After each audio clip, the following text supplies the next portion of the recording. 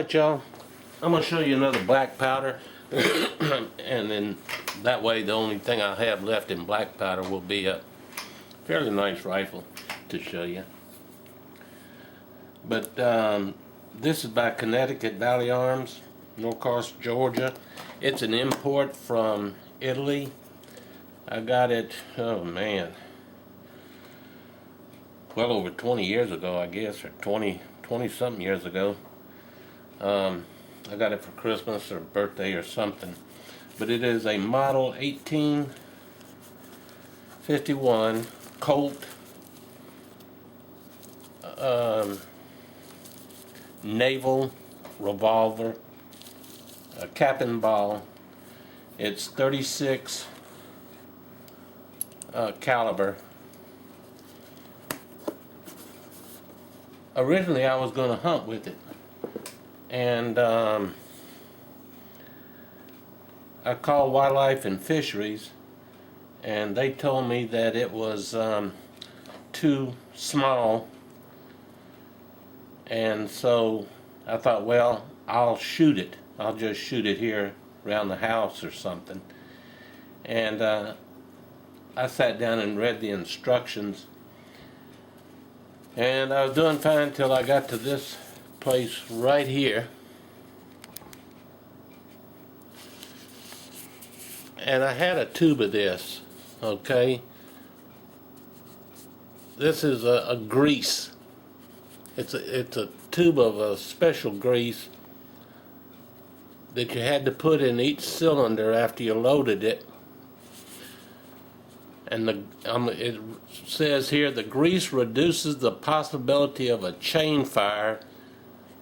That is when the flame from the first fire chamber crosses over and causes the other chambers to fire at the same time. And that's as far as I got. And I said, no, I'm not going to shoot it. And I haven't. It's just been sitting around here in the box. But it's a nice looking pistol. It has a brass frame. This portion of it is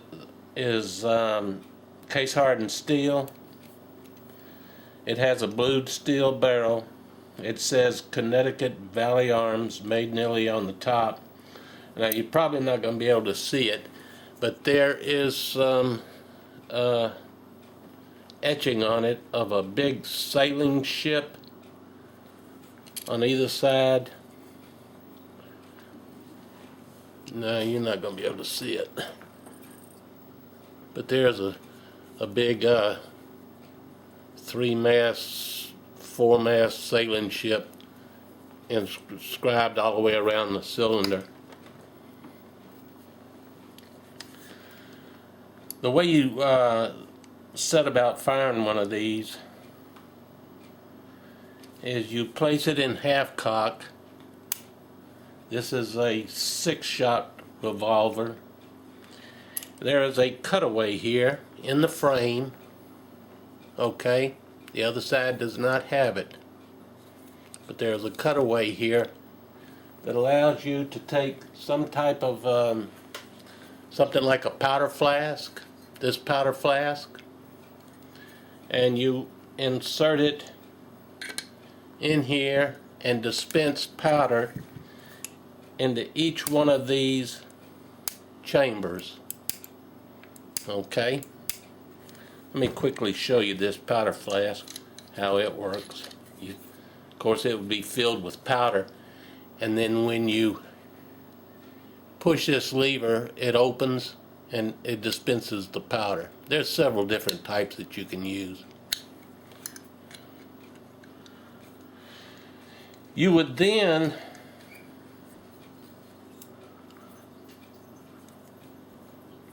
stand the pistol up and place a round ball on each one of these cylinders, and then pulling down on this lever here, you would drive it home down onto the powder. Okay, and you would go to the next one and push it down onto the powder. If you go to Firearm Pop, his channel, he fires one of these and he shows the loading process.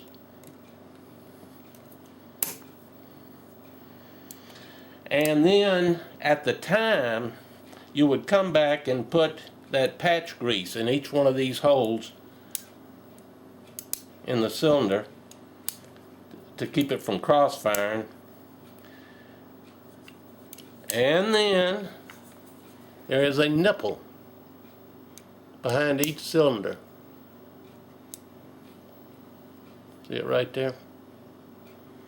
And you would place a cap on each one of those nipples.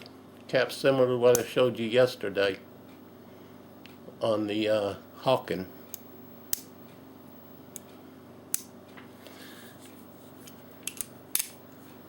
And then it's ready to fire. There's several different types of powder. You want to be careful when you go to shooting these. You want to get the right type of powder. This one already has a little funnel on the top. And this is RS, or the FFG equivalent, and it's made for revolvers. You got like 4 or 5 different types of powder, starting with Cannon, and then the type that I showed you yesterday, the other day, the Hawken, then this for revolvers, and then the finest would be for flintlock. In order to well, let me just show you. This has an Octagon barrel. It's got a brass bead on the front, and you sight down it. If you'll notice right here, there is a slight groove in the hammer, so that when you cock it, you sight by placing this bead in this little notch in the hammer, and that's how you aim it. This particular gun has a 3-pound trigger. And after you get through firing it, then comes the hard part. You have to clean it. And you start by knocking out this wedge. Okay, right there. It comes out. It's got a little spring on it that when you shove it back up in there, that spring engages the face of the frame and keeps it in place. Placing it in half cock, you then use this lever in between 2 cylinders and the barrel comes off. Okay, so there's your barrel assembly. There are 2 holes here that holds the barrel in place. There are pins corresponding on the frame, and what happens is when you push this, you are shoving the barrel assembly away, and you would take off the cylinder and clean it. There's where your caps would go.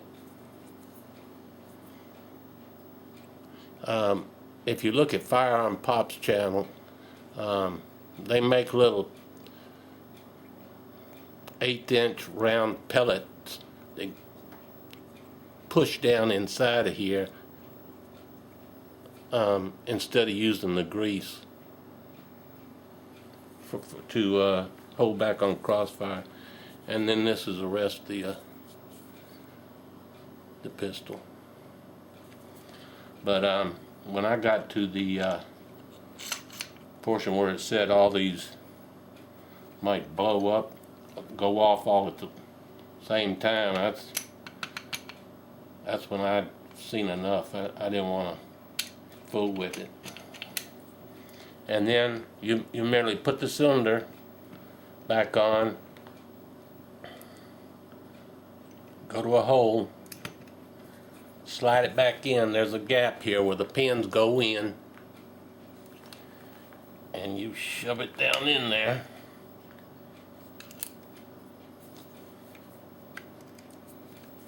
Then you take your wedge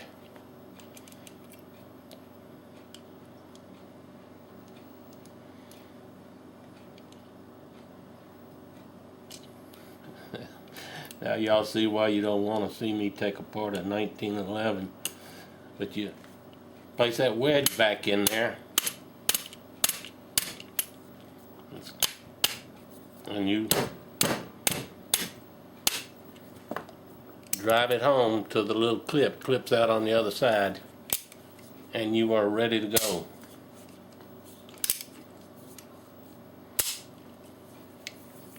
Nice little pistol, but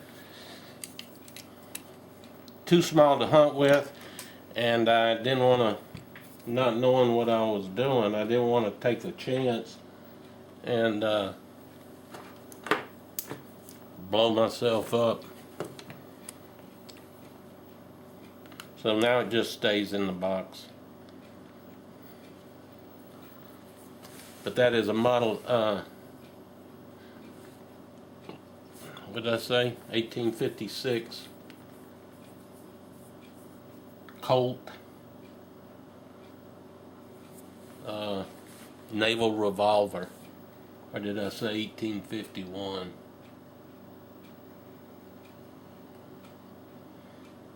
Hell, I don't know.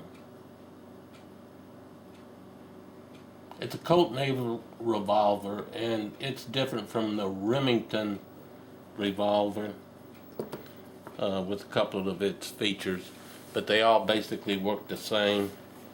And while it would have been a lot of fun to shoot, it wasn't worth taking the chance of losing a hand. I just wasn't going to do it. So now it's a conversation piece. And I'll get around to showing a couple more 1911s shortly. I appreciate you watching.